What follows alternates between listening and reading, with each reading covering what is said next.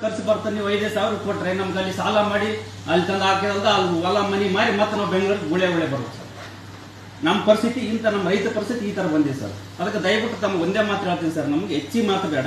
ಬೆಲೆ ನಮ್ಮ ರೈತರಿಗೆ 1 ಕ್ವಿಂಟಲ್ಗೆ 15,000 ತನ ಅತ್ಯನಲ್ಲಿ ತೋರ್ಲಿ ಮಾಡ್ಬೇಕಂತ ನಮ್ಮ ಮನೆಗೆ ಮಾಡ್ತೀವಿ ಸರ್. ಅಂದ್ರೆ ನಮ್ಮ ಮಾಡಿದಂತ ನಾವು ಶ್ರಮ ಪಟ್ಟು ತಂದು ಹಾಕಿದಂತಕ್ಕೂ ಒಂದು ನಿಮ್ಮ ಸರ್ಕಾರದಿಂದ ನಮಗೆ ಒಂದು 5,000 ರೂಪಾಯಿ ಉಳಿದ್ರೆ ಸಾಕನಂಗೆ ಆಗಿರುತ್ತೆ ಸರ್. ಒಂದು ಹೊಲದಾಗ ಮಿನಿಮಮ್ ಒಂದು ಕುಟುಂಬ ಎಲ್ಲ ಒಂದು ಕುಟುಂಬದ 4 ಜನ ಇದ್ರೂ ದುಡಿಬೇಕು ಸರ್. ನಾವು ಎದಕ್ಕೆ ದುಡಿಬೇಕು? ಇಲ್ಲಿ ಬೆಂಗಳೂರಿಗೆ ಬಂದ್ರೆ ಒಂದ್ ದಿನಕ್ಕೆ 1,000 ರೂಪಾಯಿ ಕೊಡ್ತಾರೆ. ಅದೇ 1,000 ರೂಪಾಯಿ ಅಲ್ಲಿ ನಮ್ಮ ಹೊಲದಾಗ ನಮ್ಮ ಸ್ವಂತ ಹೊಲದಾಗ ದುಡೋದು ಹಾಕಂತ ನಾವು ದುಡಿದ್ರೆ ನಮ್ಗೆ ಲಾಸ್ನಾಗ ನಾವು ಬರ್ತೀವಿ ಸರ್. ಲಾಸ್ನಿಗೆ ಬರೋ ಕಾರಣ ಯಾರು ಸರ್? ನೀವುಗಳು. ಅಂದ್ರೆ ನೀವು ಬೆಲೆ ನಿಗದಿ ಮಾಡಲಾರ್ದು ನೀವೇ ಸರ್ ಕಾರಣ. ಇದಕ್ಕೆ ನಮ್ಗ ಗುಳೆ ಹೋಗೋದಕ್ಕ ನಮ್ಗ ಆತ್ಮಹತ್ಯೆ ಮಾಡ್ಕೊಳಕ ಎಲ್ಲ ಮಾಡೋದಕ್ಕ ಕಾರಣ ಅಂದ್ರೆ ಸರ್ ನೀವು ಬೆಲೆ ನಿಗದಿ ಮಾಡೋರು ನೀವೇ ಸರ್. ನಿಮ್ಮಿಂದ ನಮ್ಗೆ ಆತ್ಮಹತ್ಯೆ ಆಗಲಾಕತ್ತೀವಿ ಸರ್. ನೀವು ಸರಿಯಾಗಿ ರೀತಿಯಿಂದ ನಮ್ಮ ಬೆಳೆಗಾರರಿಗೆ ನಮ್ಮ ರೈತರಿಗೆ ನಮಗೇನದ